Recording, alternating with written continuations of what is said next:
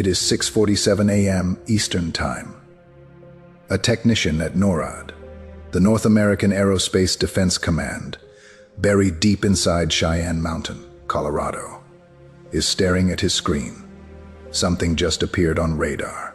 Not a plane, not a satellite, not a weather balloon. Something that wasn't there a second ago. He picks up the phone, and in the next 24 hours, the world as we know it ends. Ha-1, satellites go dark. Ha-6, every government on Earth goes silent. Ha-12, the nuclear codes are activated.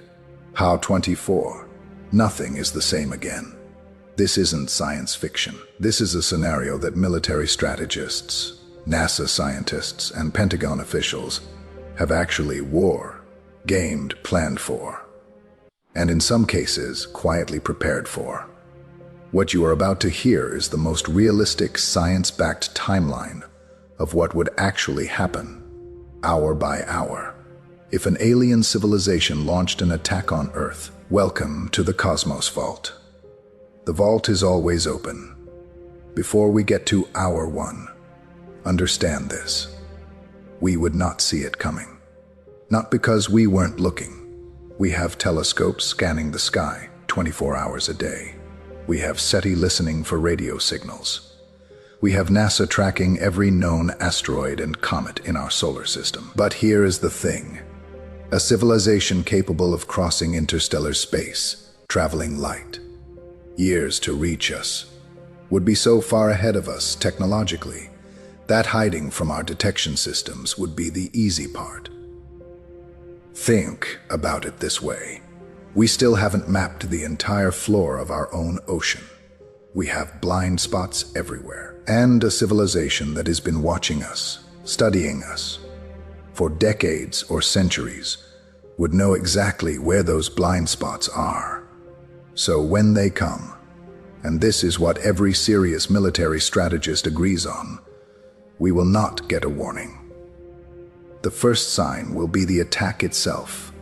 6:47 a.m., NORAD radar picks up the anomaly within 90 seconds. 6 other radar stations across the globe confirm it. Something massive, multiple objects, is entering Earth's atmosphere simultaneously. Not from one direction, from every direction. The first thing they hit are satellites, not cities, not military bases. Satellites.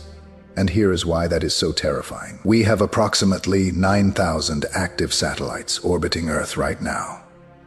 GPS, internet, weather systems, military communications, financial networks, nuclear early warning systems.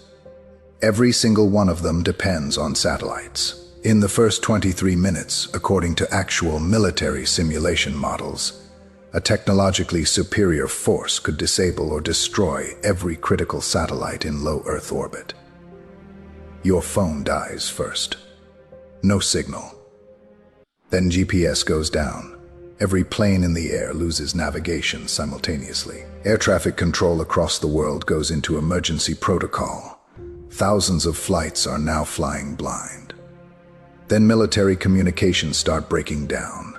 Generals can't talk to troops. Nuclear submarines lose contact with command. Fighter jets can't get orders. And here is the chilling part. All of this happens before a single weapon reaches the ground. By 7:10 a.m., just 23 minutes after that first radar beep, humanity is already deaf, dumb, and blind. By hour 2, every major government on Earth knows something is wrong. The US president is rushed to the Presidential Emergency Operations Center, a bunker beneath the east wing of the White House. The nuclear football. The briefcase containing nuclear launch codes never leaves his side. In Moscow, the Russian president is evacuated to a secret underground facility that most people don't know exists. Russia has a network of underground bunkers. Some experts call it the underground cities, built during the Cold War, capable of housing 12,000 government officials. In Beijing, China activates its own emergency protocols. But here is the problem. All of these leaders are trying to coordinate. But remember, satellites are down. Secure communication lines that depend on satellite relay are broken. They're falling back on old Cold War-era landlines and underground fiber optic cables. Meanwhile, on the surface, the public has no idea what is happening. Your phone has no signal. The internet is down. Television stations are going to emergency broadcast. Most people think it is a technical glitch. Then the first videos start appearing, shot on phones, before the networks went down, of something in the sky. Something that doesn't look like anything we've ever built. R3. The first physical strikes hit Earth's surface, and military strategists agree. They would not target cities first. That is the Hollywood version. The real version is far more calculated. They hit power grids. The United States has 3,300 power plants, but only 9 of them control 75% of the entire country's electricity. You only need to take out 9 targets to plunge most of America into darkness. Same calculation applies to every country. Within 3 hours of the attack beginning, no electricity, no running water, no fuel pumps working, no refrigeration. Hospital backup generators running on emergency reserves. Now think about what happens in a modern city with no power, no phones, no internet, and no explanation. People panic. Supermarkets are emptied within 45 minutes. We know this from real disaster studies. Gas stations have lines 3 miles long within an hour. Hospitals go on lockdown. Police are overwhelmed. And the military, which is supposed to be protecting everyone, is still trying to figure out what it is actually fighting.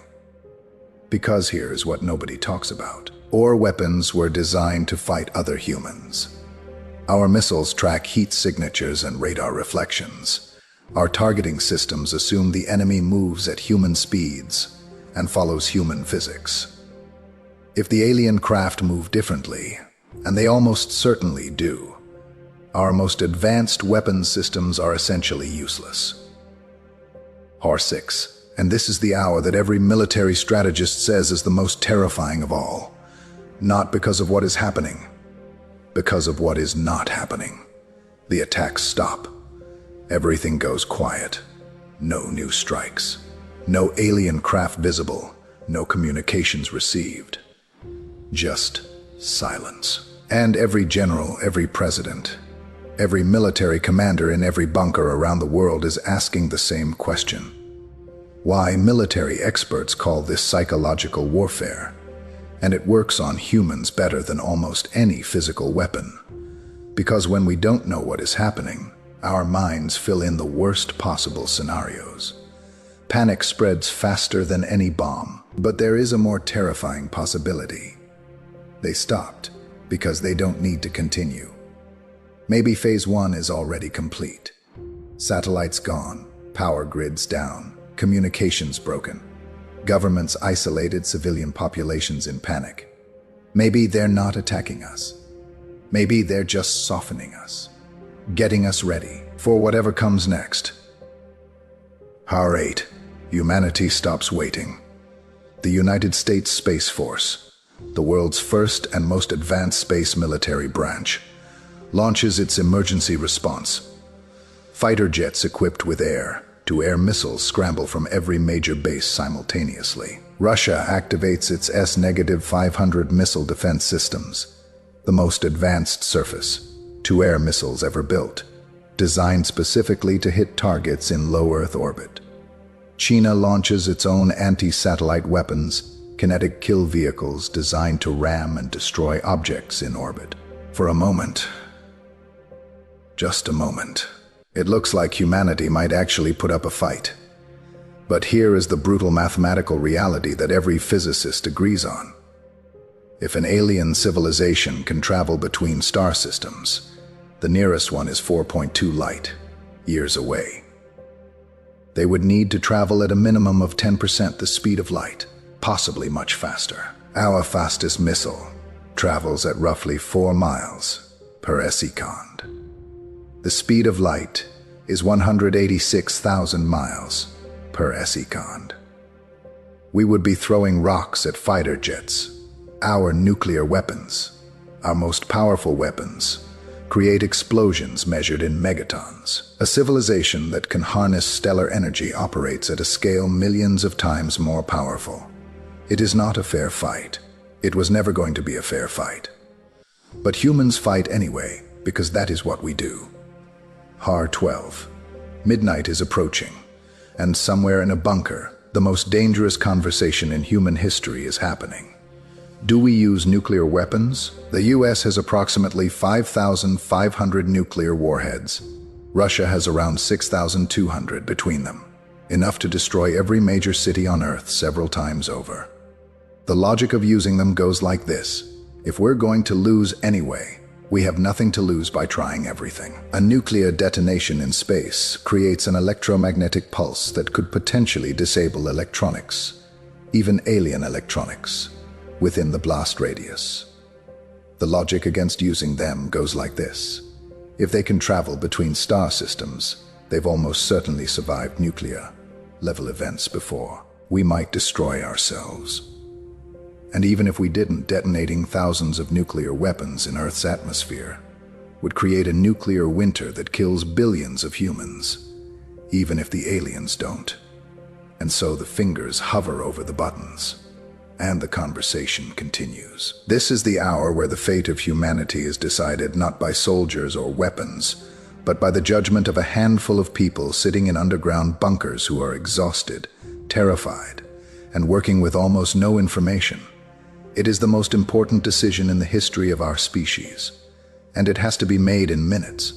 HAR 18-12-47 in the morning, and then something nobody expected. A signal, not an attack, not a weapon, a structured, repeating, mathematical signal, broadcasting on every frequency simultaneously, coming from the alien craft, SETI researchers, the scientists who have spent their entire careers preparing for exactly this moment, are rushed to government bunkers, linguists, mathematicians, physicists.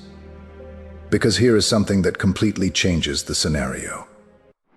An attack that stops after 6 hours and then sends a mathematical signal might not be an attack at all.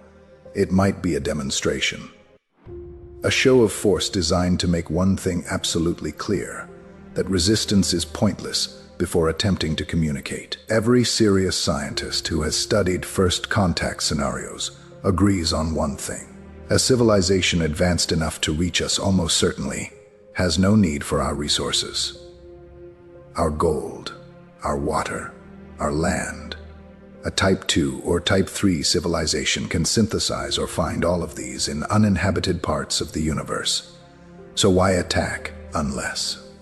They want something only we have, something that can't be found anywhere else in the universe. It was HAR 20. Exactly one day after that first radar beep, the sun rises. And the world that greets this sunrise is unrecognizable from the one that went to sleep yesterday. Every satellite is gone. We've lost GPS, weather forecasting, global communications. Planes are grounded. Financial markets are closed. Billions of people have no electricity, no running water, no internet. Every government on Earth is operating from underground. Every military on Earth is on maximum alert. Every nuclear weapon ever built is armed and ready. And in the sky above, visible in the early morning light, are craft that don't belong to any nation on Earth, just watching. In 24 hours, humanity has been forced to confront something that philosophers, scientists, and religious leaders have debated for thousands of years. We are not the most powerful thing in the universe. We never were. We just never had proof before. And now, as the governments of Earth draft their first response to that mathematical signal, humanity faces a question no civilization in history has ever had to answer. What do we say back?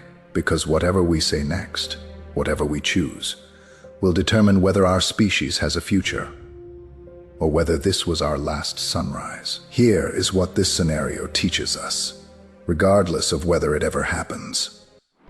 We are profoundly, dangerously unprepared, not just militarily, mentally, emotionally, philosophically.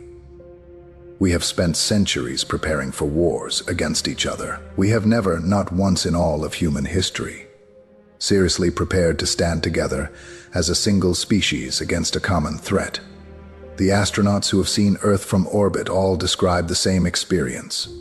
They call it the overview effect, the sudden, overwhelming realization that the borders we fight over, the differences we kill each other for, from space, they disappear. There is just one small, fragile, beautiful blue world. If that radar beep ever comes, the real one, the only thing that gives humanity any chance at all is not our weapons, not our governments, not our technology. It is whether we can finally, in the most desperate moment in our history, decide to be one people, one planet, one chance. That was the first 24 hours. Every detail, the satellite vulnerability, the power grid strategy, the nuclear dilemma, the communication attempt based on real military science, real defense studies, and real first contact research. If this video kept you up at night, good. Hit that like button, subscribe to the Cosmos Vault for new space mysteries every week, and drop a comment. What would you do in hour 1? Fight, hide, or try to communicate? I'll see you in the next one. The vault is always open.